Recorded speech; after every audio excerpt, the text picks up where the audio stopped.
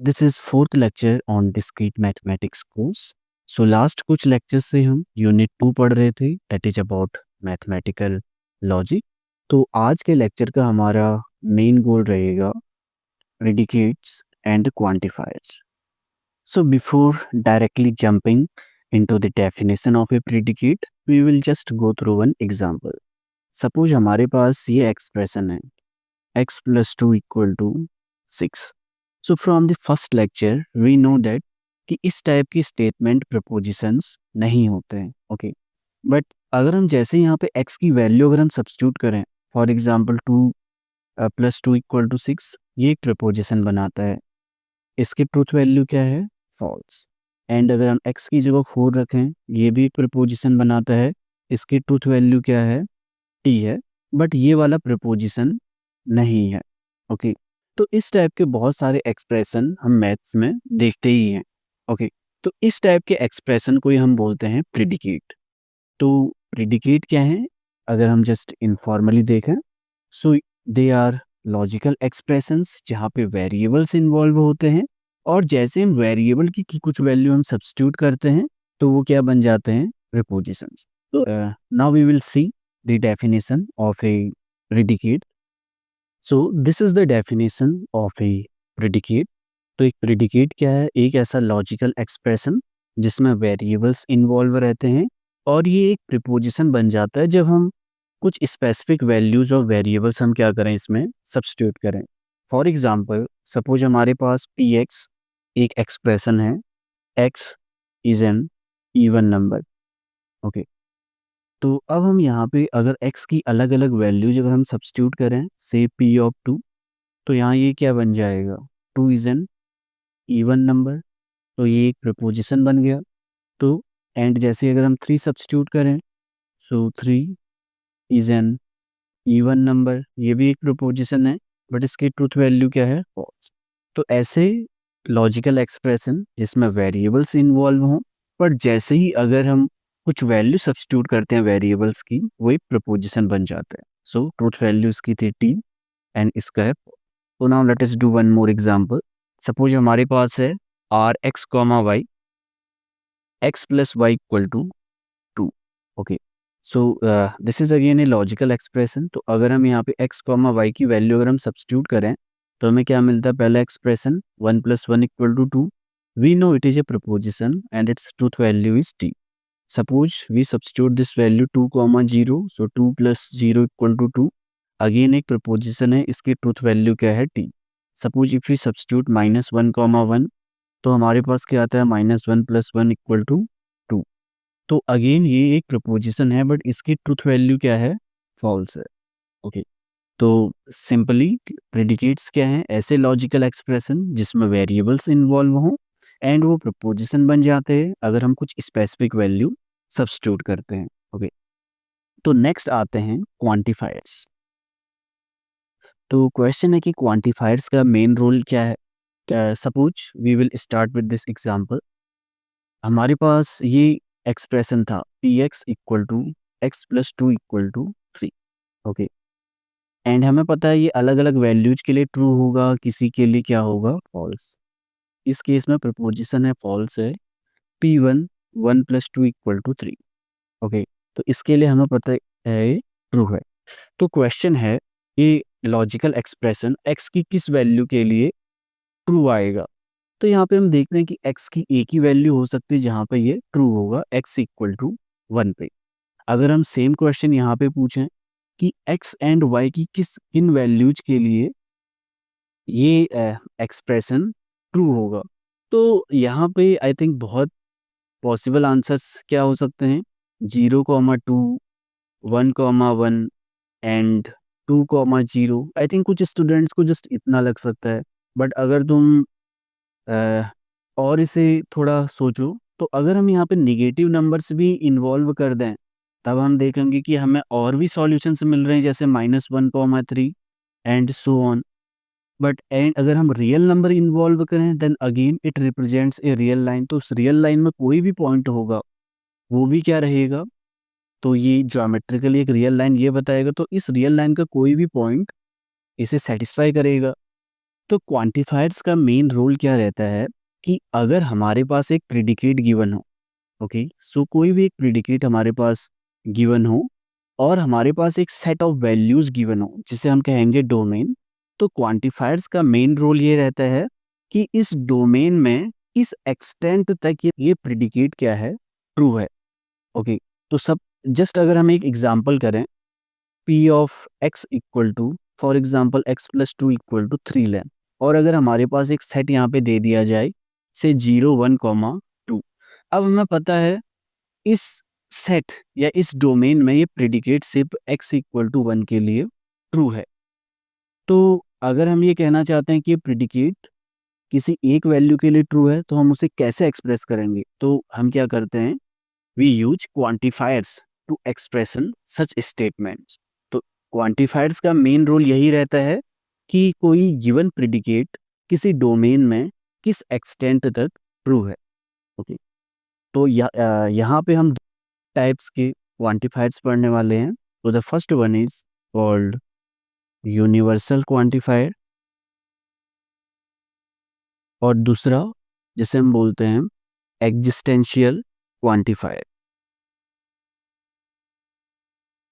Okay, so first we will start with the universal quantifier. तो हम देखते हैं कि इसके लिए हम नोटेशन या क्या यूज करते हैं।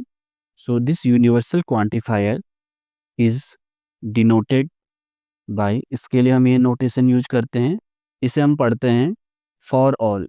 ओके, और भी कुछ है जो हम आगे देखेंगे। एंड व्हाट इट इंडिकेट्स, अगर हम जब यूनिवर्सल क्वांटिफायर यूज कर रहे हैं तो ये क्या इंडिकेट करता है, so it indicates that A predicate और ए given predicate is true for all the elements in a given set। तो हमारे पास एक गिवन सेट हमें दिया रहेगा जिसे हम बोलेंगे डोमेन, जहाँ पे हमें देखना है कि प्रेडिकेट ट्रू है या नहीं। तो यूनिवर्सल क्वांटिफायर क्या करता है, सो इसे हम डिनोट करते हैं for all. So it indicates that a given predicate is true for all the values or say elements or all the values of x in a given set that we call domain। okay, तो ये है universal quantifier का। अभी हम कुछ example करेंगे जहाँ से तुम्हें थोड़ा और क्लियर होगा। सो कुछ और नोटेशंस जो हम यूज करेंगे, तो अगर हमें यूनिवर्सल क्वांटिफायर जब भी हम अप्लाई करते हैं, so we write expression of this form for all x in D px, या ऐसे कई बार तुम्हें जस्ट अगर डोमेन क्लियर है तो जस्ट इतना एक्सप्रेशन ही लिखा मिलेगा फॉर ऑल एक्स px। तो इसके करॉस्पॉन्डिंग स्टेटमेंट क्या रहती है, इस स्टेटमेंट को अलग बहुत तरीके से रिप्रेजेंट करते हैं, बट एक तरीका ये रहता है कि we have the statement px for all values of x in the domain d। Okay, तो ये हमारे पास स्टेटमेंट px होल्ड करती है for all values of x in d। Next क्या रहता है कि ये जो लॉजिकल एक्सप्रेशन है ये इस स्टेटमेंट को रिप्रेजेंट करता है। तो क्वेश्चन है कि इस स्टेटमेंट की ट्रूथ वैल्यू क्या होगी। ओके, तो जैसे कि हमें पता है कि ये स्टेटमेंट क्या डिनोट करता है, from the statement px is true for all x in d। तो इसकी ट्रूथ वैल्यू क्या होगी, t होगी if px is true for all x in d, and इसकी ट्रूथ वैल्यू क्या होगी false if px is false for some x in d। अगर किसी एक भी x के लिए फॉल्स हो गया तो इस स्टेटमेंट की ट्रूथ वैल्यू क्या आ जाएगी, फॉल्स। ओके, तो हम जस्ट एक दो एग्जांपल करते हैं जहाँ से तुम्हें थोड़ा क्लैरिटी मिलेगी। तो सपोज हमारे पास एक predicate p of x given वो है x। तो जब भी क्वांटिफायर से रिलेटेड क्वेश्चंस रहेंगे प्रेडिकेट के साथ साथ तुम्हें एक डोमेन भी दिया होगा, तो हो सकता है अलग अलग बुक्स में से अलग अलग नोटेशन यूज कर रहे हो। So for us we are using d for domain. तो सपोज इस केस में डोमेन क्या है, the set of all real numbers, the set of all real numbers. तो इसे हम ऐसे नोटेशन से डिनोट करते हैं। तो हमारे पास डोमेन है ये। ओके, सो द क्वेश्चन है,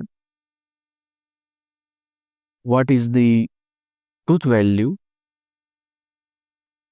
of this expression for all x in D P x. तो इसकी ट्रूथ वैल्यू क्या होगी? तो हम यहाँ पे क्या नोट करते हैं कि अगर हम कोई भी रियल नंबर ले लें x, उसके लिए हमें पता है कि x plus one is always greater than x।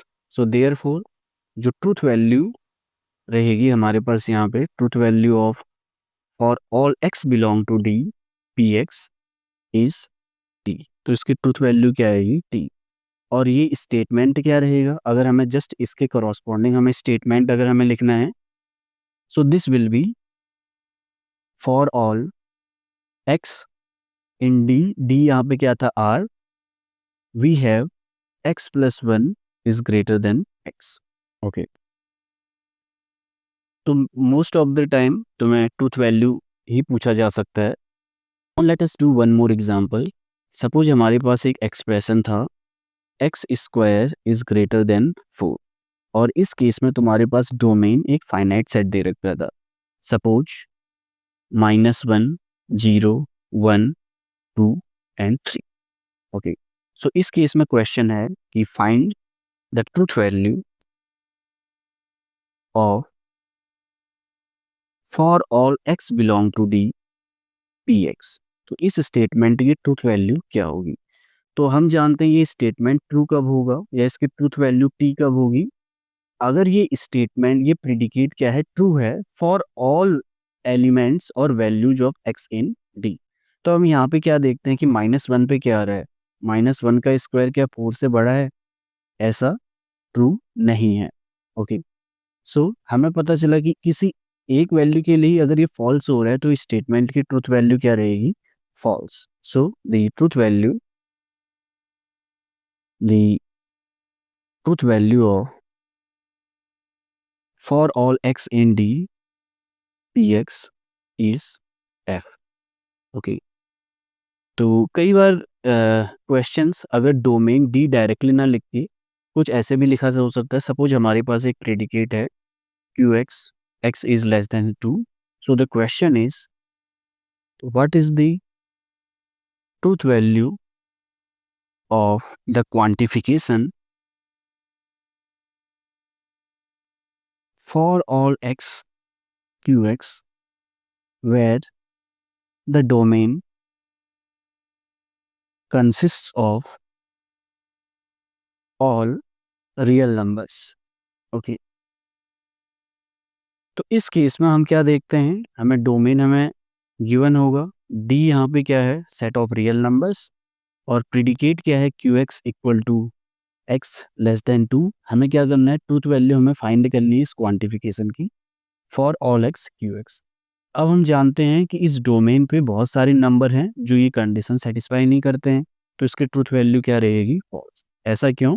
Since we have a real number 3 जो कि डोमेन का पार्ट है, and 3 is not less than 2, तो इसकी ट्रूथ वैल्यू क्या आ रही है? फॉल्स। आई होप कि तुम्हें यूनिवर्सल क्वांटिफायर थोड़ा क्लियर रहेगा। May be at the end हम कुछ और एग्जाम्पल करेंगे जिससे तुम्हें थोड़ा और क्लैरिटी मिले। So the next one, the next type of quantifier that we are going to study is called existential quantifier। Okay, तो इसके लिए हम डिनोट हम इसे कैसे करते हैं? So it is denoted by this symbol, and इसे हम रीड करते हैं देयर एग्जिस्ट, एंड ये इंडिकेट क्या करता है? So it indicates that the given predicate px is true for at least one value of x or at least one x in the domain D। कि जो हमारे पास given domain D में है उसके लिए किसी एटलीस्ट एक वैल्यू के लिए px क्या है? ट्रू है। तो सिमिलरली हम यहाँ पे क्या देखेंगे कि नोटेशंस हम यहाँ पे कैसे यूज करते हैं। तो ये कुछ इसे हम ऐसे डिनोट करते हैं, there exist x in D P X, और इसके करॉस्पॉन्डिंग स्टेटमेंट क्या रहती है? स्टेटमेंट इज, इसे हम बहुत तरीके से लिखते हैं बट उनमें से एक तरीका ये है कि there exist an element X in D such that we have P X. Okay, तो नेक्स्ट क्वेश्चन है कि इसकी ट्रूथ वैल्यू क्या होगी इस स्टेटमेंट की। तो इसकी ट्रूथ वैल्यू क्या रहती है? T P x is true for at least one x in D. जैसे इसकी डेफिनेशन से क्लियर है, ये ट्रू कब रहेगा? अगर किसी एक वैल्यू के लिए पी एक्स क्या आ जाता है? ट्रू। एंड ये क्या रहेगा? फॉल्स रहेगा if P x is false for all x in D. तो इसकी ट्रूथ वैल्यू क्या हो जाएगी? False. So now let us do some examples. तो सपोज हमारे पास एक प्रेडिकेट पी ऑफ एक्स दे रखा है, एक्स स्क्वायर इक्वल टू 9, और यहाँ पे हमारे पास डोमेन क्या दे रखा था? -3, -2, -1, 0 एंड 1। तो क्वेश्चन है, find the truth value of their exist x in D P x. तो इसकी ट्रूथ वैल्यू क्या होगी? तो इस केस में हम नोट करते हैं कि -3 का स्क्वायर क्या आता है? 9। और हम जानते हैं कि ये एक्सप्रेशन ट्रू कब होता है? अगर यहाँ पे तुम्हें कोई भी एक वैल्यू के लिए पी एक्स के आ जाए ट्रू। सो हमारे पास यहाँ पे क्या है? Since -3 belong to D and -3 square equal to 9, so the logical expression there exist x belong to d px has truth value t। तो इसकी ट्रूथ वैल्यू क्या बन जाएगी? t। Okay, now let us do one more example. Suppose हमारे पास यहाँ पे एक प्रेडिकेट क्यू एक्स हमें दे रखा है, x is greater then 3। Okay, so the question is, and domain यहाँ पे क्या है? डोमेन है suppose set of integers. Okay, so the question is find the truth value of there exist x in d qx। Okay, तो हम यहाँ पे क्या नोट करते हैं कि डोमेन में हमारे पास एक एलिमेंट तो है ही है, 4 belong to and 4 is greater than equal to 3, so therefore the truth value of this expression will be t। क्योंकि इसकी ट्रूथ वैल्यू t कब होगा? अगर हमें एटलीस्ट एक एलिमेंट मिल जाए डोमेन जहाँ पे qx क्या है? ट्रू है। ओके, तो जो नेक्स्ट है that is called the truth set of a predicate. Truth set of a predicate. तो जो हमारे पास हमें एक गिवन हमें क्या क्या है? पी एक्स एक हमारे पास प्रेडिकेट गिवन है और हमारे पास एक डोमेन की गिवन है। तो जो truth set of the predicate रहता है, सो the truth set of P x, इसे हम डिनोट करते हैं टी पी। तो ये क्या कंटेन करता है? All those values in the domain जिनके लिए क्या है? P x is true. तो ये हो गया ट्रूथ सेट। जस्ट एक एग्जांपल के लिए, सपोज हमारे पास पी एक्स एक प्रेडिकेट था, एक्स इज ग्रेटर देन 2। हमारे पास डोमेन यहाँ पे क्या था? से 0, 1, 2, 3, 4। तो हम अगर हमें ट्रूथ सेट इसका टी पी अगर हमें कंप्यूट करना है, तो हमें डी से वो सारे एलिमेंट्स लेने होंगे जिनके लिए पी एक्स क्या है? ट्रू है। तो कौन कौन से एलिमेंट्स के लिए ट्रू है? 3, 4। तो ये क्या बन जाएगा इसका? Truth set. तो इस तरीके से तुम बहुत सारे प्रेडिकेट्स का ट्रूथ सेट बना सकते हो। फॉर एग्जांपल हमारे पास क्यू एक्स है, Q X is X plus 2 equal to 5। तो अगर सपोज हमारे पास डी एक सेट है, से 0, 1, 4, 5, ये हमारे पास सेट है। तो इसका ट्रूथ सेट क्या होगा? हम देखते हैं यहाँ पे किसी भी वैल्यू के लिए सेटिस्फाई नहीं कर रहा है, तो वो आ जाएगा एम्प्टी सेट। ओके, बट अगर इधर ही भी हमारे पास डोमेन चेंज रहता, 0, 1, 2, 3, 4, 5, तो इस केस में जो ट्रूथ सेट बन जाता T of P, it will be 3। Okay, तो आई होप तुम्हें ट्रूथ सेट क्लियर हो गया होगा। तो जो last topic predicate and quantifiers में हम देखने वाले हैं, that is negation rules for quantifiers। Okay, कि हम negation हम कैसे बनाते हैं क्वांटिफायर्स वाले का। तो पहला हम देखते हैं negation of a universal quantifier, of a universal quantifier। तो सपोज हमारे पास ये लॉजिकल एक्सप्रेशन है for all x belong to D P x. तो इसका निगेशन क्या होगा? जैसे कि हमें पहले लेक्चर से पता है निगेशन क्या करता है, ट्रूथ वैल्यू क्या कर देता है, चेंज कर देता है। अब हमें पता है ये स्टेटमेंट क्या है। इस स्टेटमेंट का ये रहता है कि for all x in D the statement P x is true.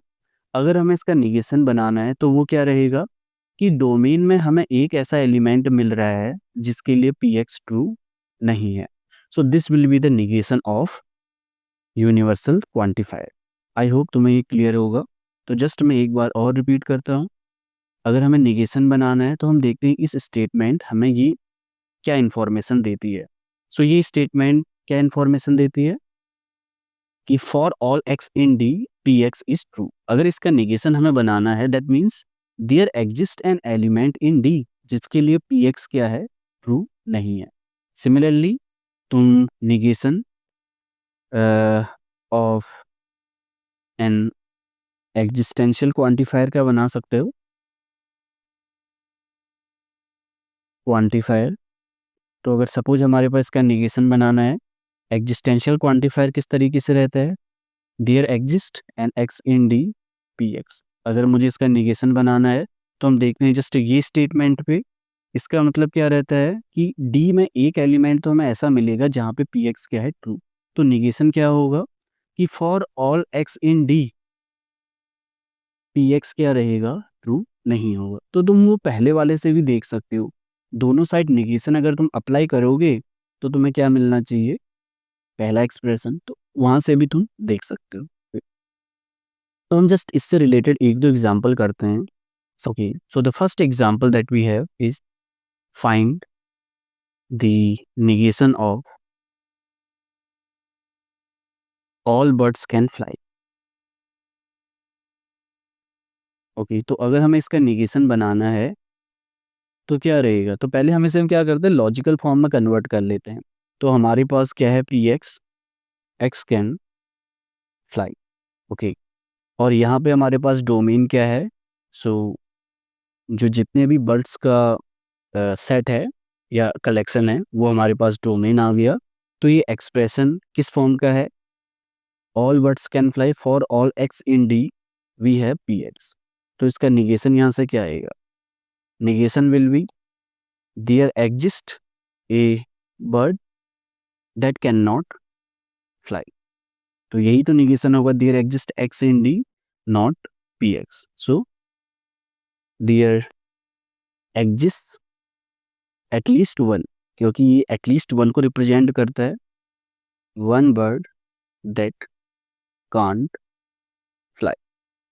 Okay, तो इस तरीके से हम निगेशन बनाते हैं। Let us do one more example. Suppose हमारे पास ये लॉजिकल एक्सप्रेशन है, x belong to r x square greater than equal to 0। तो क्वेश्चन है find the negation of this logical expression. Okay, तो इस केस में हमारे पास क्या रहेगा, इसका निगेशन अगर फॉर ऑल है so there exist an x belong to r then not P x आता है। तो इस केस में पी एक्स क्या था, पी एक्स था x square greater than equal to 0। तो नॉट पी एक्स यहाँ पे क्या बनेगा, x square strictly less than 0। तो इस तरीके से हम क्या करते हैं, निगेशन बनाते। तो निगेशन से रिलेटेड तुम्हें बहुत सारे क्वेश्चन प्रैक्टिस सेट में मिलेंगे।